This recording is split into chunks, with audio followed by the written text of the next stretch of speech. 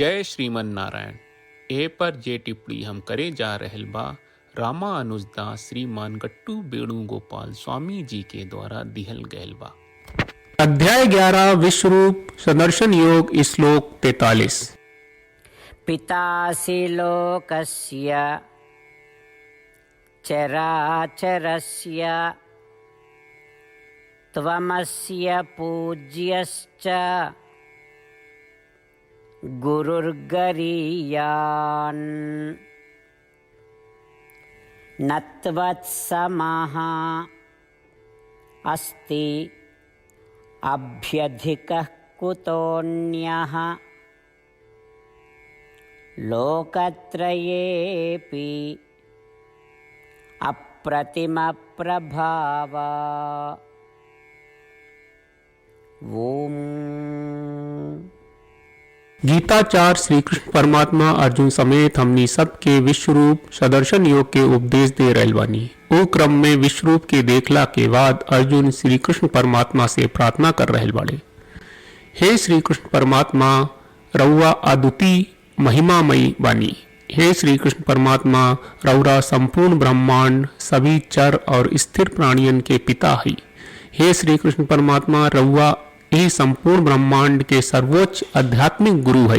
हे श्री कृष्ण परमात्मा, रउआ सबसे अधिक पूजा के पात्र बाड़ू।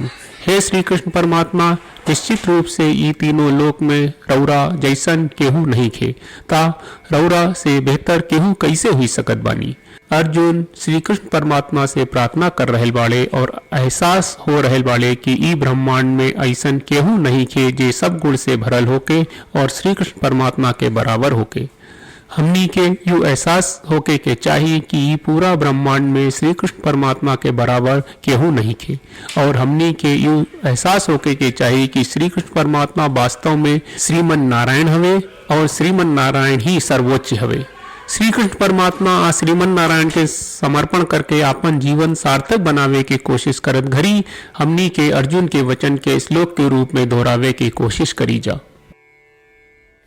पितासि लोकस्य चराचरस्य त्वमस्य पूज्यश्च गुरुर्गरीयान् न त्वत्समोऽस्त्यभ्यधिकः कुतोऽन्यः लोकत्रयेऽपि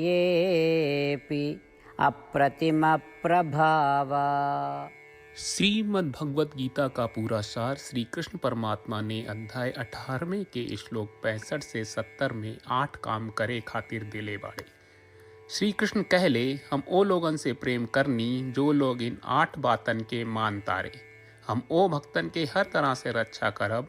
श्री कृष्ण परमात्मा के द्वारा बोलल गईल संपूर्ण भगवत गीता सुनला के बाद अर्जुन कहले, करिष्ये वचनम त्वा, जेके मतलब बा कृष्ण मैं उही करब जौन आप कही।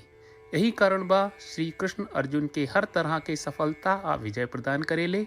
आई परमात्मा के आपन व्रत देई कि हमनी के ये 8 गौ कर्म के पालन करी जा। ई वचन परमात्मा के देवे से बड़न कौनो पूजा तपस्या यज्ञ नहीं। हम 8 प्रण कहब जौन हमनी के करे के चाहिए। आप सब कृपया इन्हन के आपन दिमाग और दिल में सोची। श्री कृष्ण के आपन वचन देवे के ई तरीका में हमनी सबकी कल्पना करे के चाहिए कि श्री कृष्ण का चेहरा खुशी से चमकत बा और खुशी के एहसास करत बा। जय श्रीमन नारायण। यहाँ हमनी के 8 वादा बा। हमनी के पहला वादा, हे श्रीमन नारायण, आपका निर्देश के मुताबिक हम हमेशा तोहार ध्यान करब और तोहार बारे में सोचब। हमनी के दूसर वादा, हे श्रीमन नारायण, आपका सलाह का अनुसार हम हमेशा आपका भक्त रहब। हमनी के तीसर वादा, हे श्रीमन नारायण, हम आपन सब काम तोहरा सेवा के रूप में और तोहरा संतुष्टि खातिर करब।